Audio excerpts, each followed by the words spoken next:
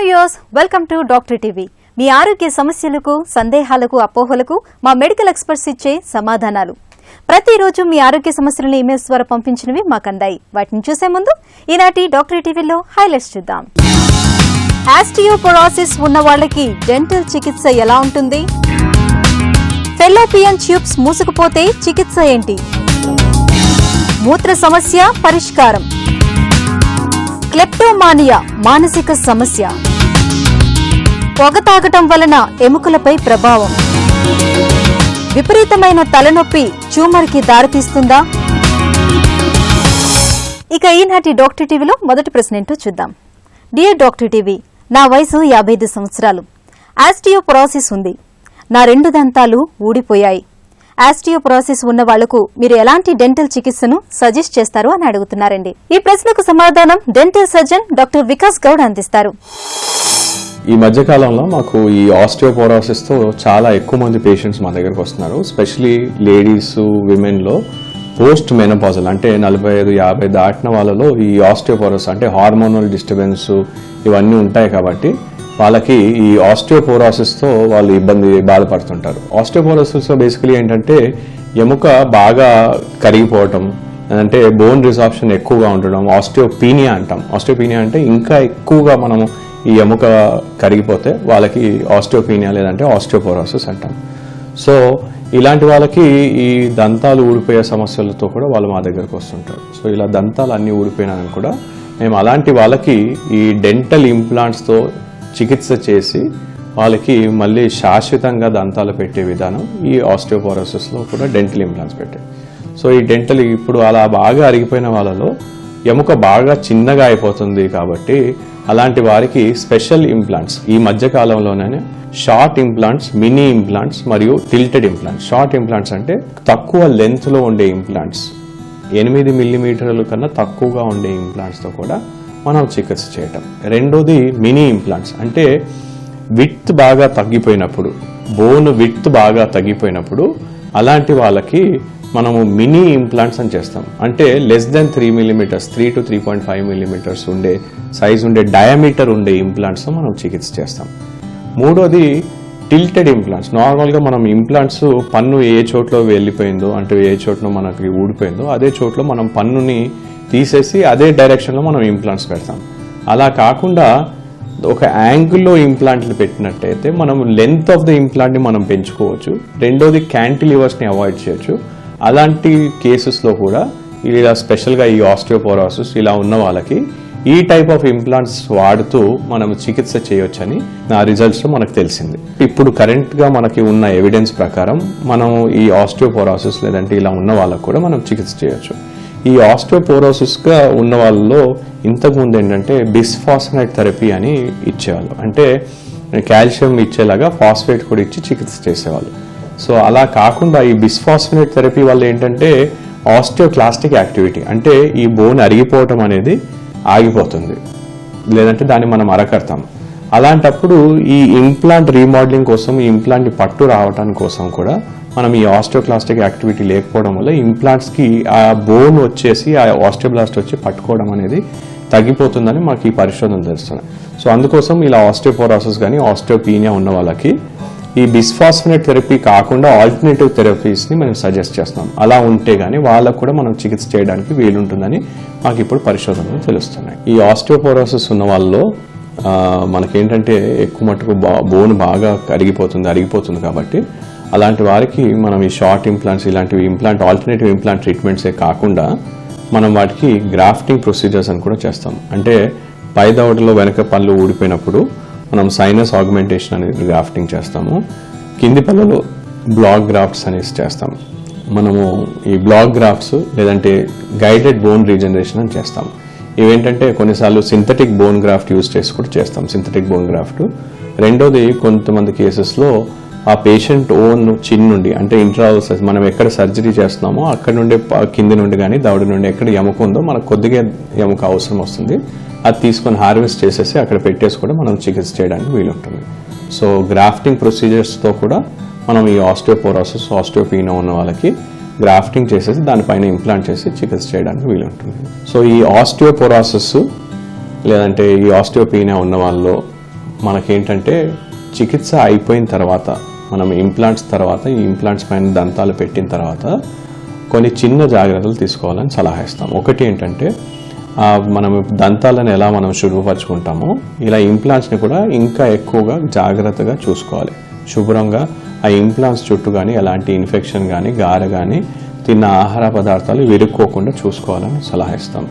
రెండోది, ఇలాంటి వారికి కొన్నిసార్లు కొంతమంది ఫిజిషియన్స్కి కానీ గైనకాలజిస్ట్కి తెలుసో తెలియకో బిస్ఫాస్ఫోనేట్ థెరపీ అని సజెస్ట్ చేస్తూ ఉంటారు. సో అలా బిస్ఫాస్ఫోనేట్ థెరపీ మళ్ళీ సజెస్ట్ చేయకుండా వాళ్ళకి ఆల్టర్నేట్ ముందే చెప్పాలి ఏంటంటే వీళ్ళకి ఈ బిస్ఫాస్ఫోనేట్ థెరపీ మనం బిస్ఫాస్ఫోనేట్స్ కానీ బిస్ఫాస్ఫోనేట్ గ్రూప్ ఆఫ్ డ్రగ్స్ ఆ మెడిసిన్స్ తీసుకోవద్దు లైఫ్ లాంగ్, దానికి ఆల్టర్నేటివ్గా ఏమైనా తీసుకునేదంటే తీసుకోవాలి కానీ బిస్ఫాస్ఫోనేట్స్ తీసుకోవద్దని మేము సలహా ఇస్తుంటాం, స్పెషల్గా ఈ ఆస్టియోపోరోసిస్ ఉన్న వాళ్ళకి. మూడోది, వాళ్ళకి ఈ చాలా గట్టిగా ఉండే పదార్థాలు నమలకూడదని మేము సలహా ఇస్తుంటాం. చాలా గట్టివి కానీ చాలా బంకగా ఉండేవి కూడా మేము సలహా ఇస్తుంటాం. అంటే ఇంప్లాంట్స్ పైన ఎలాంటి ఇబ్బంది పడదు, కానీ ఇంప్లాంట్స్ పైన పెట్టిన పళ్ళు ఊడొచ్చే అవకాశం, బంకగా తీసుకుంటే ఊడొచ్చే అవకాశం ఉంటుంది. సో అందుకోసమని అలాంటివి తీసుకోవద్దని మేము సలహా ఇస్తుంటాం. సేమ్ విధంగా చాలా గట్టి పదార్థాలు తీసుకున్నామని కూడా ఆ ఇంప్లాంట్స్ పైన ఉన్న సెరామిక్ పళ్ళని అవి చిన్న ముక్కలు విరిగిపోయే అవకాశం ఉంటుంది. సో అందుకోసం అవి తీసుకోవద్దని మేము సలహా ఇస్తుంటాం. వీళ్ళకి ఆల్టర్నేటివ్ ట్రీట్మెంట్గా హార్మోనల్ థెరపీ అవి కూడా ఉంటాయి, అలాంటి ట్రీట్మెంట్ తీసుకోవచ్చని మేము సజెస్ట్ చేస్తాం. ఇక ఈనాటి డాక్టర్ టీవీలో నెక్స్ట్ క్వశ్చన్ ఏంటో చూద్దాం. డాక్టర్ గారు, నా పేరు వనజ, మాది కర్నూల్. పెళ్లై 4 సంవత్సరాలైంది. హెచ్ఎస్జీ పరీక్ష చేస్తే ఫెల్లోపియన్ ట్యూబ్స్ మూసుకుపోయాయి అని చెప్పారు. ఇప్పుడు దీనికి చికిత్స ఏంటి తెలుపగలరా అని అడుగుతున్నారు. ఈ ప్రశ్నకు సమాధానం గైనకాలజిస్ట్ డాక్టర్ నిర్మల గారు అందిస్తారు.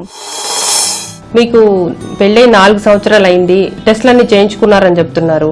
ఫస్ట్ మనం చూడాల్సింది ఓవరీస్లో ఏమన్నా ప్రాబ్లం ఉన్నాయా అని చూడాలి. ఓవరీస్లో ప్రాబ్లం ఏమీ లేకుంటేనే మనము హెచ్ఎస్జీ అనే టెస్ట్ చేసి ట్యూబ్స్ బ్లాక్ ఉన్నాయా లేదా అనేది చూస్తాము.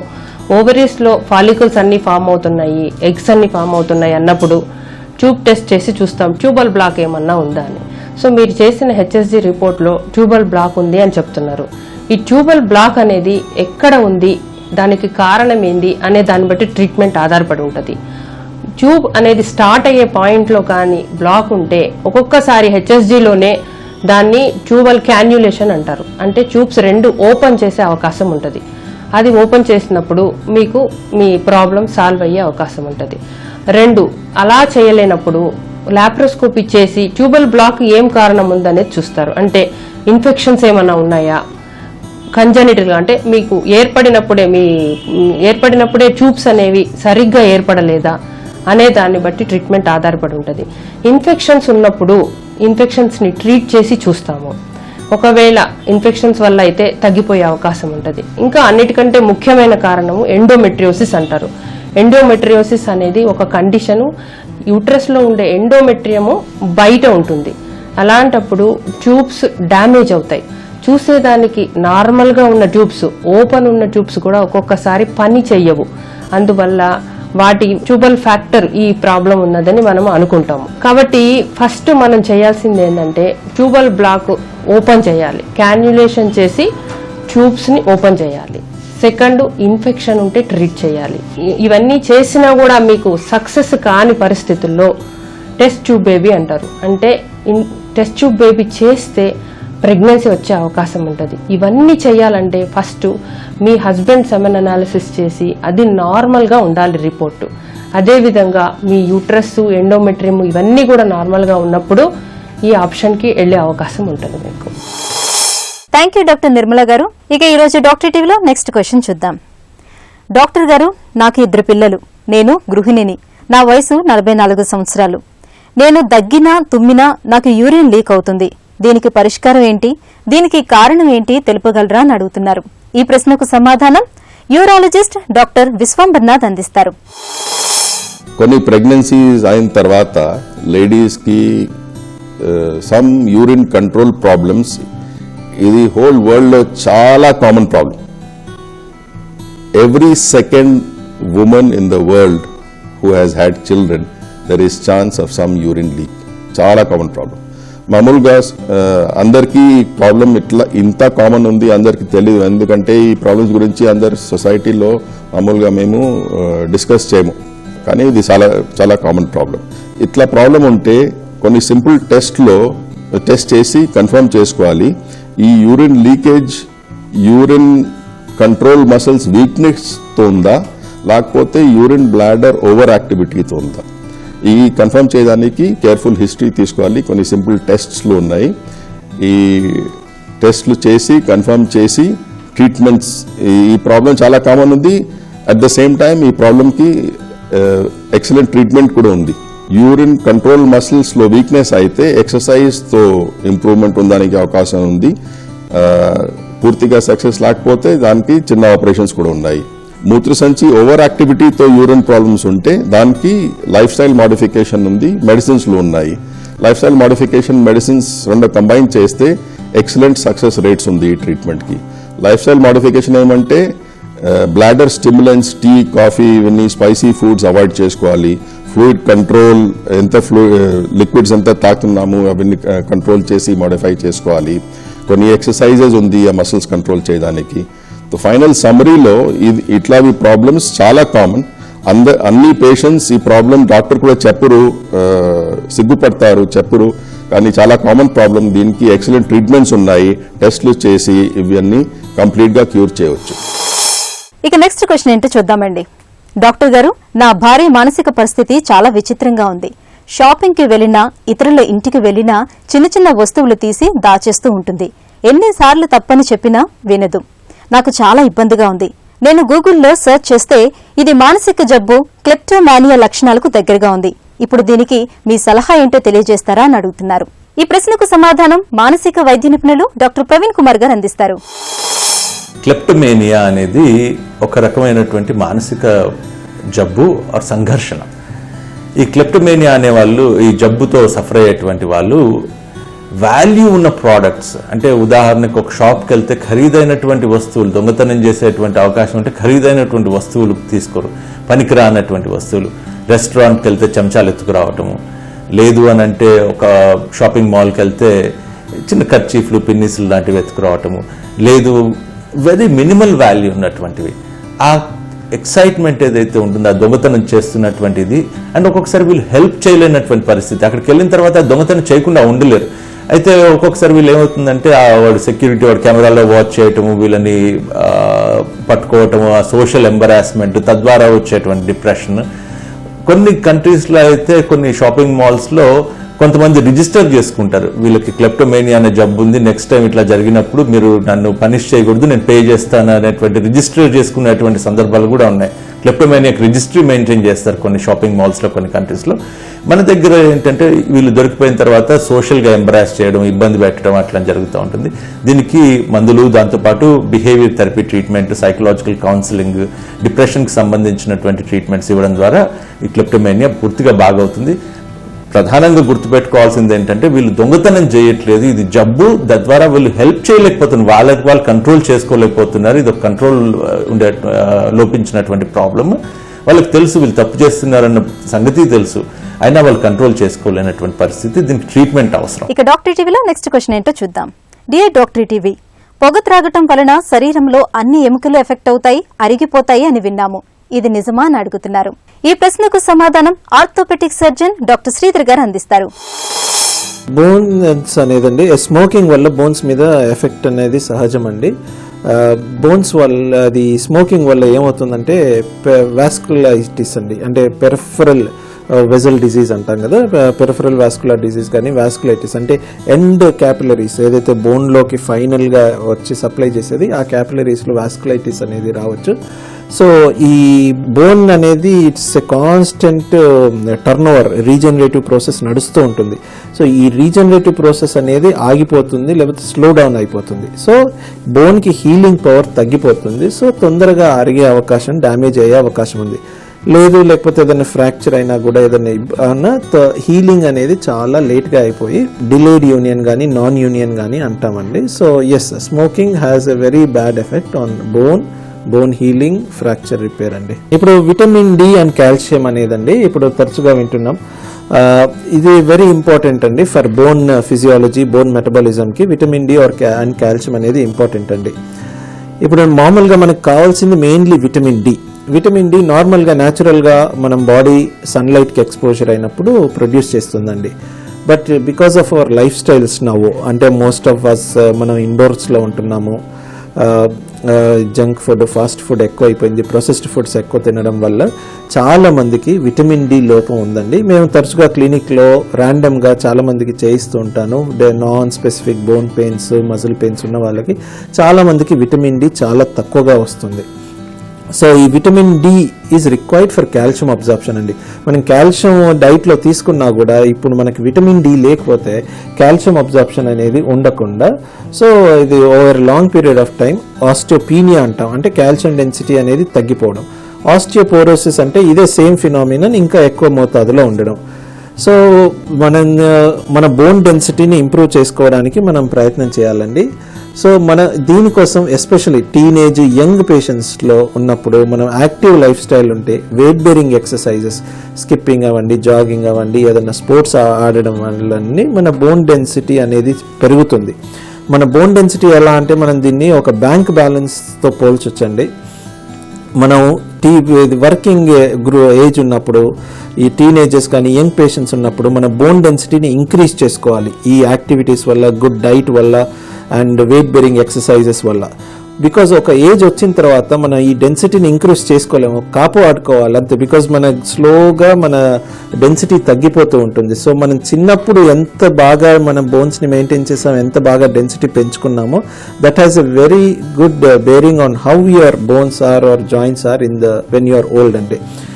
సో ఒకవేళ మనకి ఆల్రెడీ ఆస్టియోపోరోసిస్ వచ్చింది అనుకుందామండి, దీనికి చాలా రకాలుగా టాబ్లెట్స్ ఉన్నాయండి. ఇనీషియల్ స్టేజెస్లో మేము ఏమి ఇస్తామంటే బిస్ఫాస్ఫినేట్స్ అంటామండి. ఈ స్పెషల్ డ్రగ్స్ ఉంటాయి కొన్ని, డిపెండింగ్ ఆన్ ద డ్రగ్, కొన్ని వారానికి ఒకటి తీసుకునేది ఉంటుంది, కొన్ని నెలకు ఒకటి తీసుకునేది ఉంటుంది, కొన్ని ఇంజెక్షన్ రూపంలో సంవత్సరానికి ఒకటి తీసుకునేవి కూడా ఉంటాయి. సో ఈ బిస్ఫాస్ఫినేట్స్తో పాటు విటమిన్ డి సప్లిమెంట్స్ అండి, రోజు కానీ వారానికి ఒకటి కానీ డిపెండింగ్ ఆన్ ద డోస్ ఉంటుందండి. దానికి తోడు కాల్షియం సప్లిమెంట్స్ ఇస్తామండి.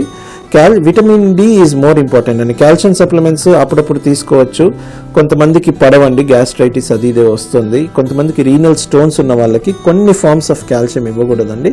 So depending on the patient ఏ కాల్షియం ఫార్ములేషన్ ఇవ్వాలో డిసైడ్ చేస్తాము.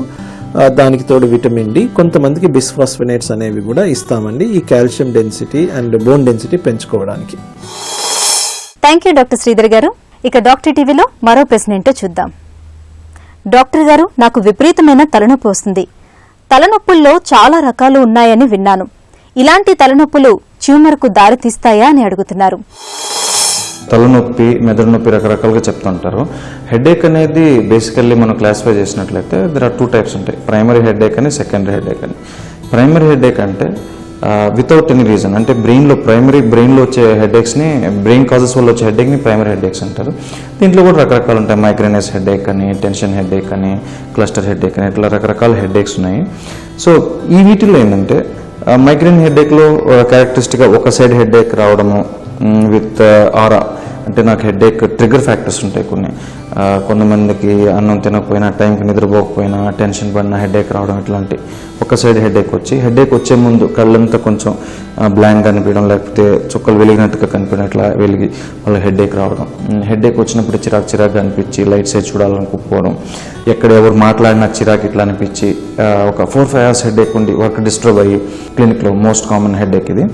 సో ఈ విధంగా చూసుకుంటే ఇంత కామన్గా వచ్చే హెడేక్స్లో బ్రెయిన్ ట్యూమర్ అనేది లేవు. This is a primary headache. అదేవిధంగా బ్రెయిన్ ట్యూమర్ వల్ల కూడా హెడేక్ వస్తుంది. దాని లక్షణాలు మనం ఎట్లా ఉంటాయి అనుకుంటామంటే severe headache with disturbance, sleep disturbance, early morning headache అంటారు. ఎర్లీ మార్నింగ్ హెడేక్ వచ్చి విత్ వామిటింగ్స్ వచ్చిన తర్వాత హెడేక్ తగ్గుద్దని కొంతమంది అంటారు. And at the same time if that headache వల్ల మనకి హెడేక్తో పాటు మనకి ఫిట్స్ వస్తున్నాయి, లేకపోతే ఇంకా అదర్ లోకలైజింగ్ సింటమ్స్ లైక్ ఒక సైడ్ వీక్నెస్ ఉంది, ఒక సైడ్ పెరాలిసిస్ లాగా, అంటే కాళ్ళు చేతులు పడిపోవడం కానీ, లేకపోతే అదే హెడేక్తో పాటు అన్కాన్షియస్ అయిపోవడము, ఇట్లా సివియర్గా ఉన్నాయంటే mostly they may favour brain tumour ఇట్లా. అంటే ఈ హెడేక్ ఉంటే ఇది కాదు, ఈ హెడేక్ ఉంటే ఇది అని చెప్పడం చాలా కష్టము. కానీ ప్రొలాంగ్ డ్యూరేషన్ నుంచి ఇప్పుడు మైగ్రేన్ హెడేక్ ఉండే వాళ్ళు సడన్గా మనకు అంటే చాలా సంవత్సరాల నుంచి వాళ్ళకి అది హెడేక్ ప్యాటర్న్ నడుస్తూ ఉంటుంది. ఆ హెడేక్ ప్యాటర్న్ కాకుండా ఎనీ చేంజ్ ఆఫ్ ప్యాటర్న్ అయిందంటే ఇప్పుడు మామూలుగా ఇది నాకు వచ్చే రొటీన్ హెడేక్ కాదని అర్థమైపోతుంది. ఈ రొటీన్ హెడేక్ కాకుండా ఈ హెడేక్ కొంచెం డిఫరెంట్గా ఉంది అంటే మనం ఇందాక చెప్పుకున్న సింటమ్స్ లాగా ఎర్లీ మార్నింగ్ మనకి హెడేక్ వచ్చి వామిటింగ్స్ అవుతున్నాయి, vomitings are relieving the headache, దాంతోపాటు ఫిట్స్ పడుతున్నాయి, లేకపోతే వీక్నెస్ వస్తుంది, చూపు మందగిచ్చింది, is any other feature associate with that. So ఇట్లాంటి ఫీచర్స్ కన్సిస్టెంట్గా ఉంది, ఎపిసోడిక్గా కాకుండా ఎనీ ఐడెంటిఫైడ్ ట్రిగ్గర్స్ తర్వాత కాకుండా కన్సిస్టెంట్గా ఇవి కన్సిస్టెంట్గా ఉండి దీంతోపాటు అదర్ ఫీచర్స్ వస్తూ ఉంటే that headache may indicate any brain tumour. So ఇది ఇట్లా చెప్పుకుంటూ పోతే మనం so all headaches are not brain tumours. అదేవిధంగా బ్రెయిన్ ట్యూమర్స్కి హెడేక్ ఒక ప్రజెంటేషన్ కావచ్చు. సో దీనికి ప్రాపర్గా మనం కన్సల్టేషన్ తీసుకొని బికాస్ న్యూరో ఫిజిషియన్ కానీ న్యూరో సర్జన్ కానీ చూపించుకొని ఇన్వెస్టిగేట్ చేయించుకుంటే బెటర్. చూశారు కదండి ఈరోజు డాక్టర్ టీవీ. మీకు కూడా ఎటువంటి ఆరోగ్య సమస్యలున్నా నిస్సందేహంగా మాకు రాసి పంపించండి. మా చిరునామా doctor ETV, ETV live, Ramoji film city, Hyderabad 501512. మీ ప్రశ్నలు ఈమెయిల్ ద్వారా పంపించాలనుకుంటే dr.etv@etv.co.in కి మెయిల్ చేయండి. మీరు డాక్టర్ ఈటీవీ కార్యక్రమాన్ని యూట్యూబ్, ఫేస్బుక్ అలాగే ట్విట్టర్ లో కూడా ఫాలో చేయొచ్చు. ఇది ఇవాల్టి doctor TV. Stay fit, stay healthy. This is Sujitha signing off.